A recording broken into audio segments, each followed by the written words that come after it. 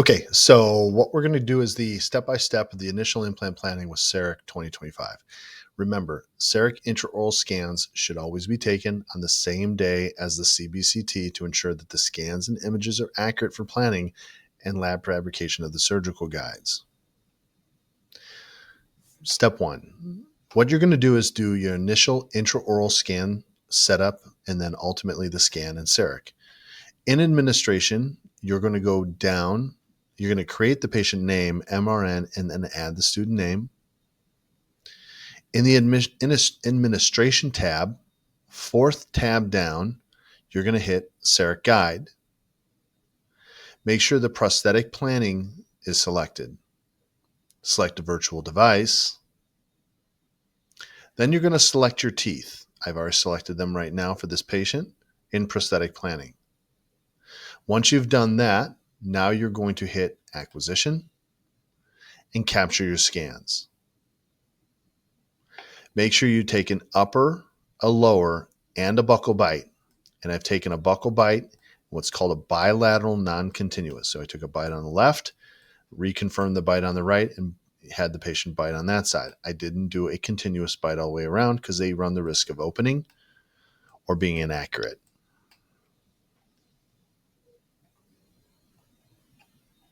Once you have that, you're going to go to the Model tab. What you want to do is the preliminary scans review of the occlusion for proper articulation. If you look at the model contacts, this is in the analyzing tools, which is the second one down here. You can turn on and off the model contacts, and you can evaluate the model contacts relative to the upper dentition. If you would have taken articulated paper before you began, you would be able to turn these on and off and then be able to see if they line up with your articulating paper marks. Get in the habit of doing that. Okay. In the analyzing tools,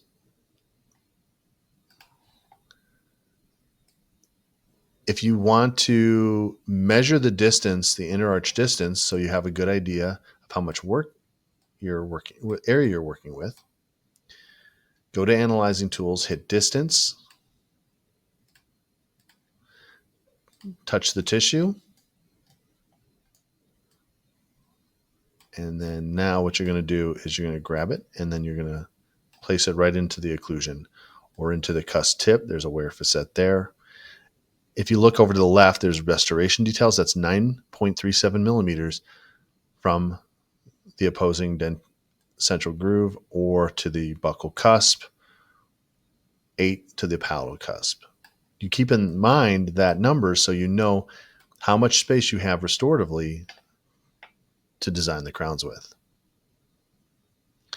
Once you've evaluated the space for the implants, one consideration is always look at the soft tissue. Look at where the non-keratinized tissue meets the keratinized tissue. Evaluate for connective tissue grafting, then following up with a GBR if needed, or any other pre-surgical prosthetic or soft tissue or hard tissue manipulation before the final implant goes in. Look at it for both sides or wherever your implants are going to go. Once you're done with that, you're going to hit Select Design, and the computer is going to place the crowns into those areas that you've demarcated as needing implants.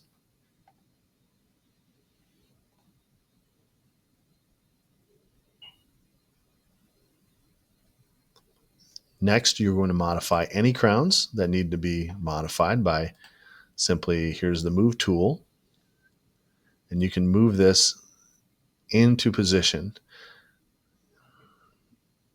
And what we're looking for is where the opposing occlusion hits this tooth. Now, I've already made some adjustments to this tooth. You can see that there's a big dimple in the middle of it. Let me recalculate it so you have an idea of what this looks like.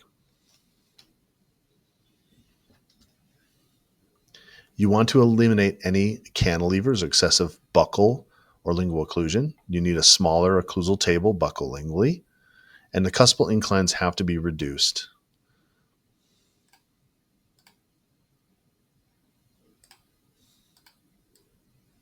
So what I'm going to do is adjust this tooth based on all the things that we just talked about.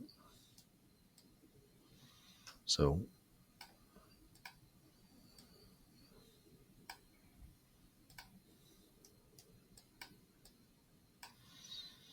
right now I'm just going in and doing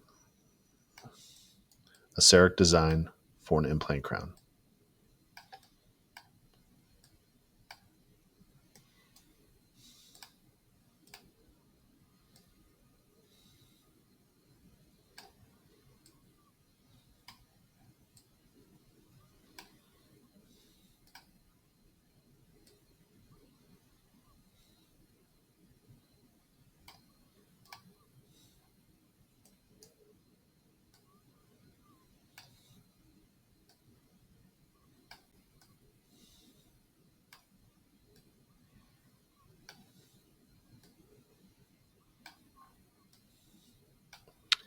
Now you can see the opposing occlusion coming in this case. Now what we're going to do is try to get this occlusion as ideal to the center of this tooth as possible.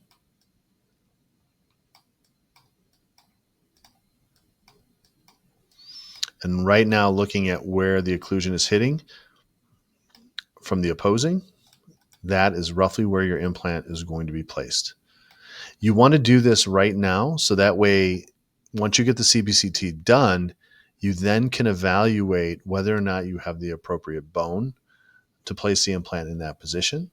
Will you need a guided bone regeneration in the area to bulk up an area to make a more favorable or ideal outcome? Do you need to do a soft tissue or connective tissue graft to increase the keratinized tissue in the area of where you're going to place the implant so you don't inadvertently end up showing more threads or a defect, allowing food to trap underneath? You want to create the environment that creates a good, solid bed in hard tissue and soft tissue for favorable outcomes for aesthetics and function. You're going to review this case with your faculty, showing them the restorative plan. Just like you've done a traditional wax up, this is a digital wax up. And whether or not placing crowns, say back here on this 31, is appropriate. And also here for 19. Review with CCC the restorative plan. Once you're done with that, you're going to save this case. And then you're going to go ahead and once it's cleared by your CCC, go take the CBCT. And then you're going to export these files to your STL drive. And then you're going to move on to implant planning and Romexis on the next video. Okay, I'm going to go over the implant planning booklet Romexis 2025. Right now, this is a continuation of the exact same case in Romexis that we did the CEREC setups with. Remember, your intraoral scans should always be done on the same day your CBCTs are taken. Okay, so once you go into Romexis, you want to grab the file and open the CBCT in Romexis. So go to File, CBCT 3D, find the most recent CBCT that aligns with your intraoral scans. This is it, and double click on that. Okay, so now that we have the CBCT open, now we can actually start attaching our files. What we want to do first is click Fit Model. Go to the Tools section, Fit Model, click. Now we're doing implants on the lower jaw, 1931. That model is the first model you attach when you browse your STL drive. Then you're going to bring in the upper model to articulate. This is if you're working on a single arch. It doesn't matter if there's 1, 2, 3 implants all on the same arch. This is how you would do this. Now, if you're doing implants on both upper and lower arch, you would have to do what I'm going to do today and then go back and do it again on the upper. Okay, so let's just start with implant on 19 and 31. So we're going to browse We're going to go to your STL drive. My drive is a little bit different than yours. You're going to go to the STL file and you're going to find your lower jaw, or upper if you're working on the uppers. And you're going to hit lower jaw.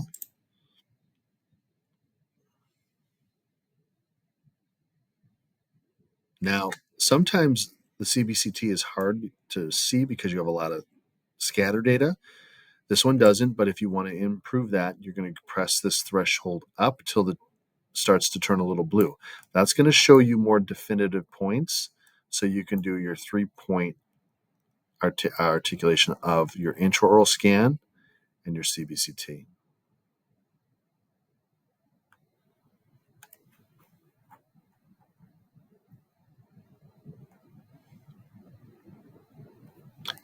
You're going to rotate the intraoral scan in white and the CBCT in the blue-purple so that they're in roughly the same plane. You can scroll in and scroll out. You're going to find unique patterns on both sides for the 3 points. I'm going to use this cuss tip. So the first one goes on the intraoral scan, turn. I'm going to use this mesial of 24. And then I'm also then going to go here and I'm going to use this cuss tip or this distal portion of tooth number 20. And then you can see all 3 came in together. Now, is it perfect? No. So we're going to let the computer do a match and see if these line up well. Yep, pulls into position. Everything looks good. Use automatic match.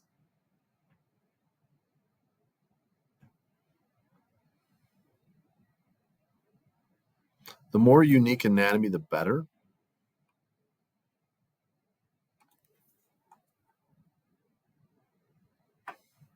Now you're going to do is review the scan, make sure that the attached intraoral scan, mine, I say green outline, so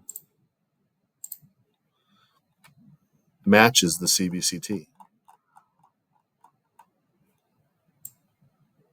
And you can see that the green outline of the intraoral scan matches really well. Once you confirm the fit of the lower, you're going to then hit Fit Model again to fit the opposing arch, in this case the maxillary. You're going to hit Browse. You're going to hit the upper jaw. And then you're going to hit Open. At this point, you're going to hit Use Existing Match. This will articulate the models correctly. This helps the surgeon send cases out to labs correctly. Verify the opposing models articulate. This recreates the bite that you took in CEREC. You can see that the purple articulate with the green.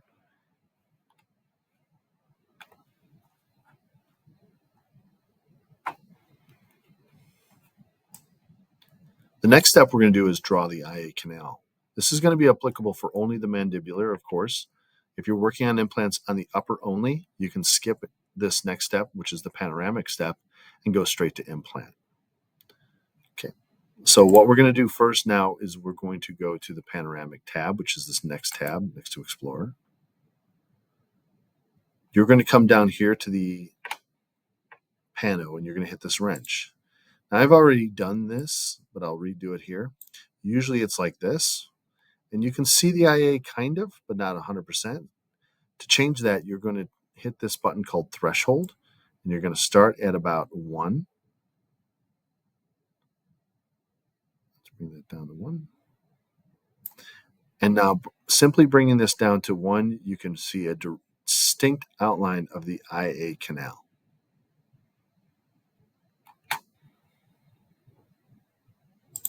If you click the raised hand, that's going to change the implant curve. That's basically every dot represents roughly where this is in space in the sagittal view. So let's do this. So if I move a dot, you can see that on the bottom left, things are changing. You want to get this centered so that way the IA becomes very apparent. Okay.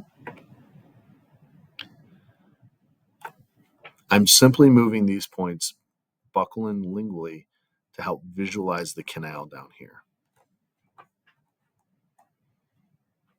Once the panoramic curve has been adjusted, you're going to move on to the next step, which is implants. Okay. Let me just make a couple changes here.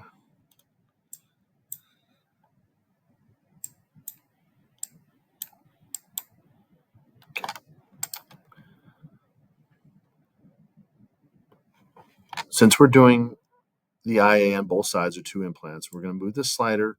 We'll start on the left-hand side at 19. We're going to move the slider, and down here on the lower left, these 5 lines represent these 5 lines at the top here. If I look at the middle and I slide this over, and I slide it over while looking at the lower left, once I see the mental foramen open, now there's the opening to the mental foramen. I'm going to go over here in number 3, which is click draw nerve. And then I work backwards. I'm going to click outside the mental foramen and down. And then you can simply walk this back in this plane, or you can go into this plane and work as well. Just verify as you go back that it's in the right position. It's tracking well. Once we're finished with that, you're going to come over here to the right where it says Object Browser. You're going to find your nerve, and you're going to switch this from 1.5 to 3, which represents the average thickness of an IA nerve. Since we have one on the other side as well, we're going to slide.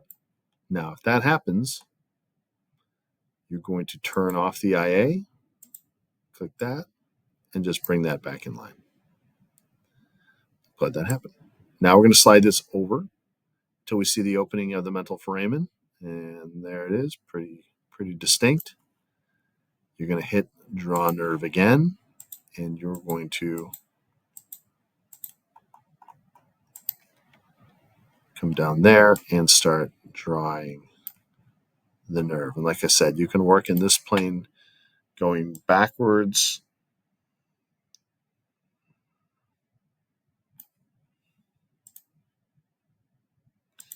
You can see how these planes like that, or you can scroll in and just start working in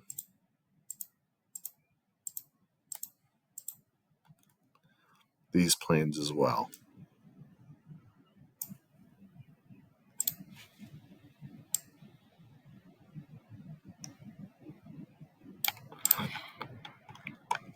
In the object browser in the wrench, we move that from 1.5 millimeters to 3. And now we're done with the IA nerves.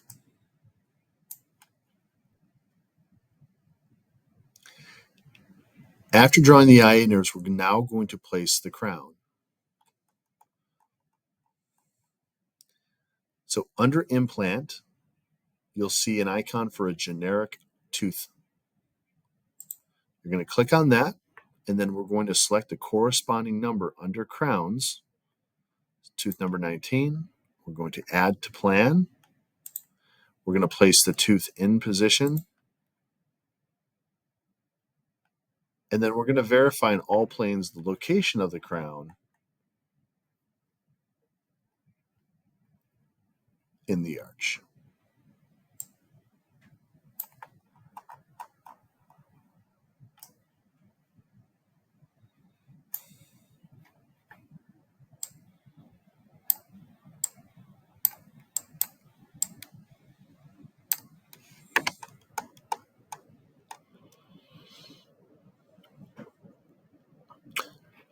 What I want to do next is to use the clean rendering tool.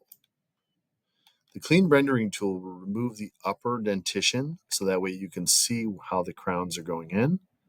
If you come down here under 3D rendering, go down to clean rendering, and you can make this as big as you want or small as you want.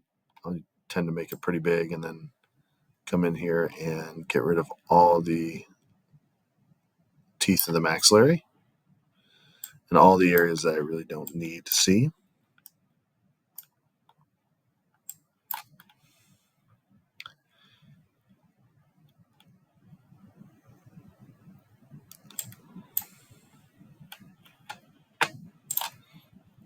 And if you inadvertently do something you want to do, hit undo. If you want the whole thing back, just hit revert.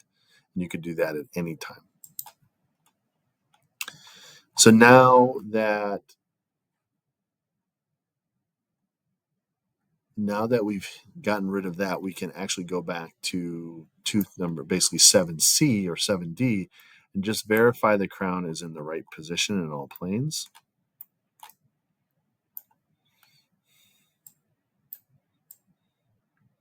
Again, this is a generic crown. This doesn't tell you anything about the occlusion.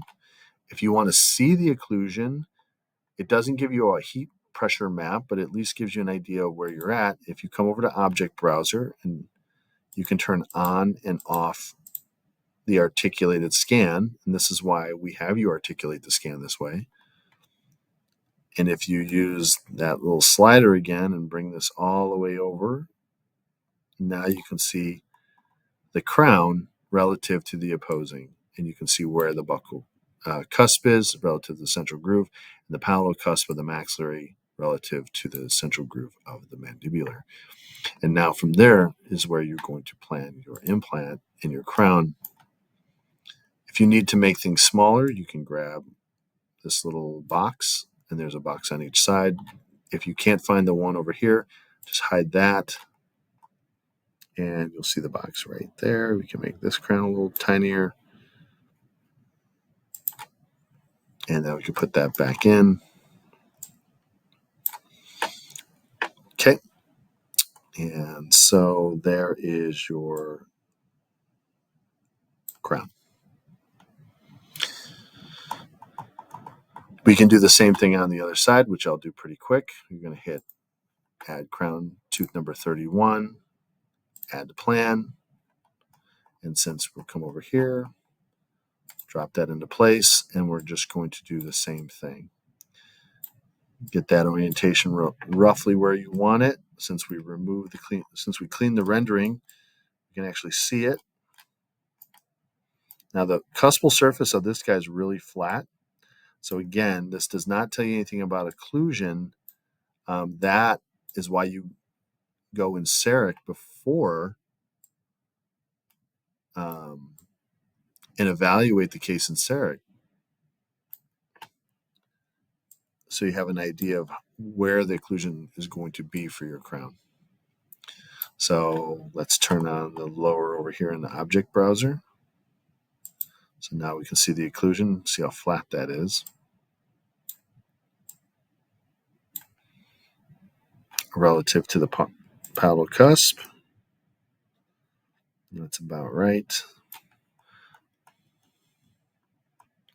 So now you have your two generic teeth, or at least a generic teeth in position.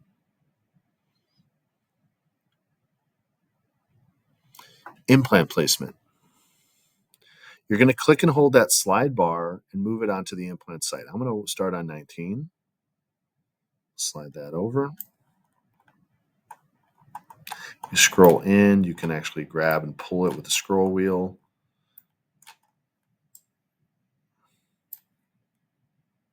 You're going to add an implant by clicking on the implant library. Under implant library, you're going to select the tooth location, which is 19. And then you're going to select the type. I'm going to do a DO. You'll use the UF2 category for DO or Bicon. We don't use Straumann. I'm going to select UF2 regular. I'm going to select a 5 by 10 millimeter. And I'm going to click add to plan. You're going to come to your panoramic x-ray. You're going to drop the implant into place. And now you're going to adjust the implant in all planes. Once you have the implant in there, you're going to select Implant Centric tab, which is this tab under the implant heading, Implant Centric. This isolates the implant to evaluate the implant position relative to bone. And then also, if you turn back on the occlusion, the opposing occlusion.